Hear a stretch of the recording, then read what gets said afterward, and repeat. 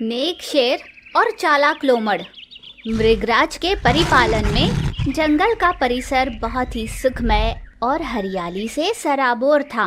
बाघ और हिरण जाति का भेद ना करते हुए नदी किनारे साथ में पानी पीने जाते।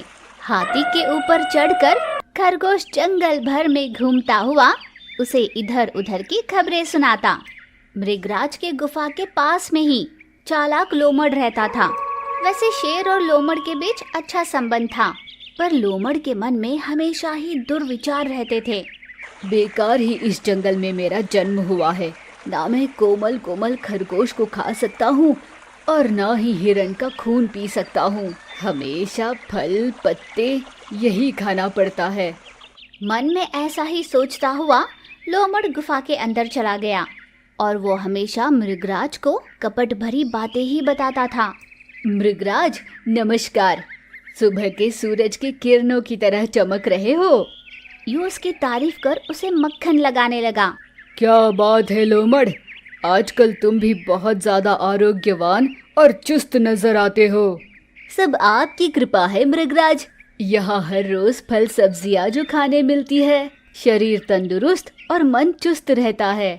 यूं शेर के सामने उसने झूठ मूठ ही उसकी तारीफ कर दी, पर लोमड़ भी शेर से छुप छुप कर जंगल के छोटे मोटे जानवरों को शिकार कर खा लिया करता था और फिर शेर के साथ ऐसे रहता जैसे उसने कुछ किया ही न हो।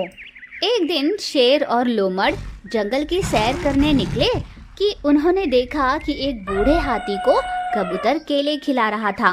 मृगराज उसके पास गए। कबूतर, तुम स्वयं एक छोटे प्राणी हो, फिर तुमने अपने लिए लाया आहार हाथी को खिला दिया। मृगराज, दरअसल हाथी की अब उम्र हो गई है, ये बूढ़ा हो गया है।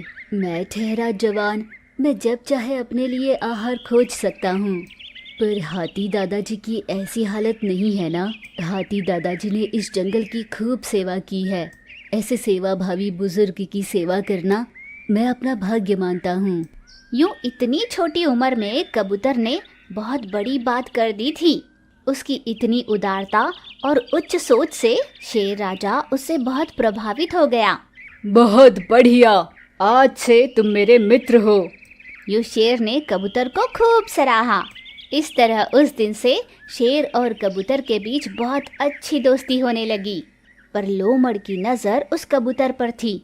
वो बस इस ताक में था कि जिस दिन शेर आसपास ना हो वो एक बार में ही उस कबूतर को गटक ले। पर शेर और कबूतर हमेशा ही साथ में रहते। इतने रुष्ट पुष्ट इस कबूतर को खाने का कितना मन हो रहा है मेरा, पर मुझे मौका ही नहीं मिलता। मुझे कुछ न कुछ तो करना ही होगा। यूं बहुत देर तक सोचकर उस चालाक लोमड़ ने एक उपाय निकाला और अगले ही दिन शेर राजा से मिलने के लिए वो गुफा के पास चला गया। मृगराज, सुबह सवेरे ताज़ी हवा में सांस लेना सेहत के लिए बहुत अच्छा होता है। आप स्वस्थ और निरोगी रहेंगे तो पूरा जंगल खुशहाल रहेगा। चलिए ना, चलते हैं। यूं मीठी मीठी बातें कर लोमड़ शेर राजा को टहलने के लिए ले गया। लोमड़ ने पहले से ही उस रास्ते पर कांटों का जाल बिछा कर रखा था, जिस पर चलते ही शेर राजा के पैरों में ढेर सारे कांटे चुभ गए। अरे रे मृगराज, आपके पैरों में कांटा चुभ गया। आइए आइए, यहाँ आइए। लोमड़ मृगराज को फिर से गुफा की ओर ले गया। वहीं पर कबूतर भी था। कबूतर, तुम यहीं रुककर मृगराज का ध्यान रखना, मैं अभी लौटता हूँ। ऐसा कहकर लोमड़ वहाँ से चला गया। कबूतर ने शेर के पैरों की परीक्षा की। ऐसे कांटे तो केवल लोमड़ी के इलाके में ही पाए जाते हैं, उसके अलावा और कहीं नहीं। ये अपने जंगल में कैसे आए? पता नहीं मित्र, बहुत पीड़ा हो रही है। तुम थोड़ा धीरज रखो दोस्त, मैं कांटे को निकालता हूँ। धीरज देकर कबूतर ने अपनी चोंच से मृगराज के पंजों में लगा कांटा निकाला। थोड़ी देर बाद लोमड़ लोमड़ियों के झुंड के साथ वहाँ पर आ धमका। वो इस बात से अनजान था कि कबूतर ने पहले से ही पंजों में लगे सारे कांटे निकाल दिए हैं। दोस्तों, अब ये शेर लंगड़ा हो चुका है, ये कुछ नहीं कर पाएगा। जाओ जाकर उसे मार डालो। अब इस जंगल में हमें रोकने वाला कोई नहीं है। ये कहते ही लोमड़ियों का झुंड जैसे ही शेर की ओर दौड़ा, शेर पूरी ताकत से आग की तरह उन सब पर बरस पड़ा।